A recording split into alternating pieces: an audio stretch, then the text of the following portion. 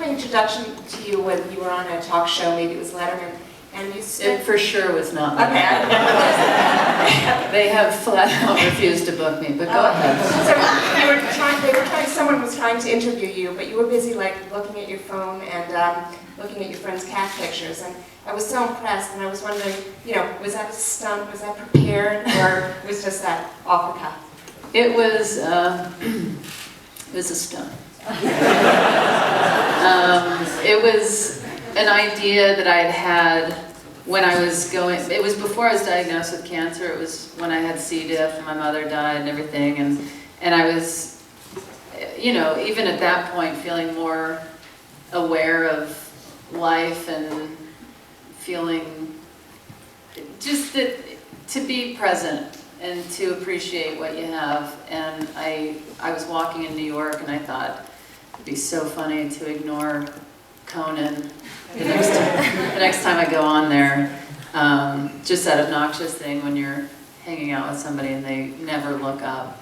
And so I called Stephanie, who is now my fiance, and I asked, thank you, tepid response. I was expecting a standing ovation. He just thinks that always happens now. Yeah, standing ovation. Yeah. So I asked Stephanie, who is one of the funniest human beings alive, I said, I'm just going to call you and just kind of go with what I say and just act kind of boring. And she, I mean, you can think what I did was funny, but the way she is so subtly just boring, it really set me up to succeed with that bit. But all Conan knew was that I was going to come out and I was going to get maybe a text or something, but he said he didn't want to know anything more than that. And Google it. You should really watch every Conan appearance Tig has made, because they're all legendary, I believe. You too. I love it, Ben. So more questions here, and then there. Here, yeah, and then there. Here. Cool. You kind of just answered my question, but with the fact that Stephanie is hilarious. But I was curious about your personal life. I love that you guys are so close, or like you're good friends. And I was curious if you hang out with people that are equally funny, or if your community and boyfriend, and if they're all kind of hilarious, or if you need reprieve almost from the comedy world in your personal life. Yes? What would you say? I would say most of our friends are hilarious. You have an array.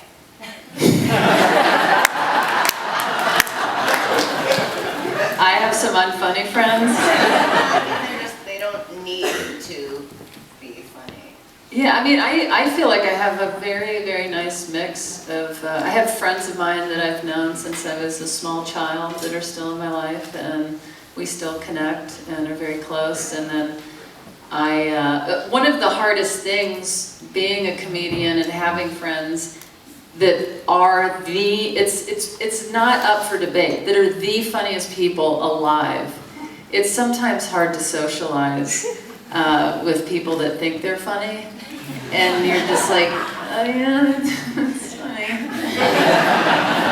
I fortunately and unfortunately am surrounded by the funniest people alive. Oh, she dated a woman in DC, and like when she came back after a long visit to DC, she was like, nobody does bits. Yeah, I mean, I was sitting, well, I won't tell that story. I won't tell that story, but, what's that? Maybe. Okay. Well, I'll tell you really quick. It's, I was out to eat, and it was a very dry, boring conversation, and I was just losing my mind, and I happened to look out of the window of the restaurant, and there's a man in a wheelchair with just one leg, just shooting himself in reverse down the sidewalk, just flying down the sidewalk. And I was like, oh! And I felt like, I'm not a religious person, but I felt like if there is a God, they put that person there to help me escape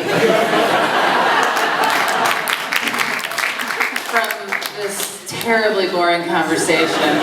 I mean, and that guy just was like, I mean, yes, he was in a wheelchair and missing a leg, but as much as you can be on top of the world in that situation, just like, he was just like, I mean, flying in reverse. So,